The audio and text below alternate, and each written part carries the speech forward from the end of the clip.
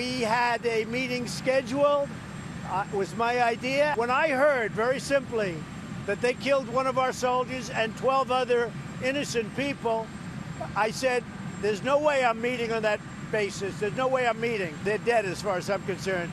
Wow, that is the president yesterday talking about why he cut off the Camp David talks with the Taliban and the sitting government. But joining us right now is somebody who's seen it all, lived it all, former Secretary of State, National Security Advisor under George W. Bush's administration, and professor now of the global business and economy at the Stanford Graduate School of Business, and author of this book. You need two hands to hold it. It is great. It's called To Build a Better World, Choices to End the Cold War and Create a Global Commonwealth.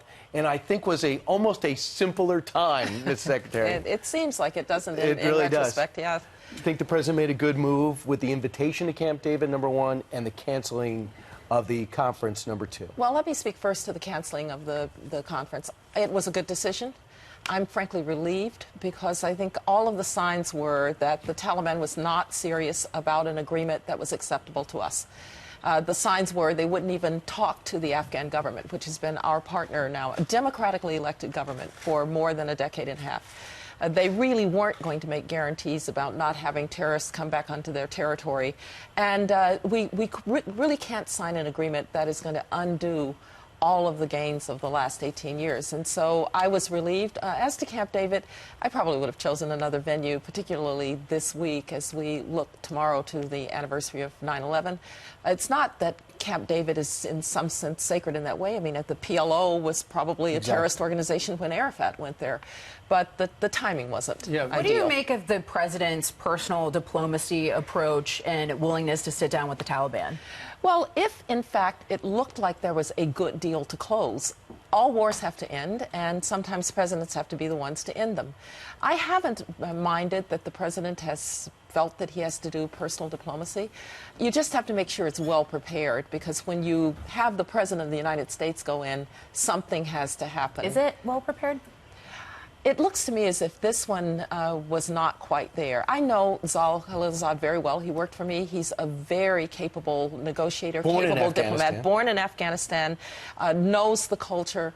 But it seems to me that he had a kind of impossible task at this point, which was to try to find an agreement that was acceptable to us. The Taliban, I also think, had begun to think that we wanted an agreement more than they did because of all that's been said, not just in this administration about pulling out troops, but remember, the pulling out troops goes back to the Obama administration. And so they've known for a long time America wants to end this war, and I think they thought we would end it on any terms. Absolutely. So that's what we're talking about right now regarding a war.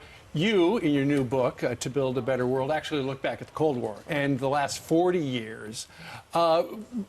What's the main takeaway for you in describing what you have tackled here? Well, the main takeaway is one that I think is relevant to what we're looking at in Afghanistan. In order to bring that better world about in 1989, 90, 91, by the way, Germany will have been unified 30 years next year, we had to be patient.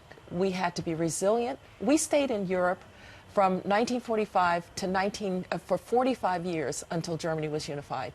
We've been in Korea since 1953 to make sure that Korea and the Korean Peninsula stays peaceful. So I think the real lesson of this book is that you can have great diplomacy, which we did at the end of the Cold War with George H.W. Bush and Brent Scowcroft and Jim Baker. Helmut Kohl. And Helmut Kohl and the Germans, who were so extraordinary.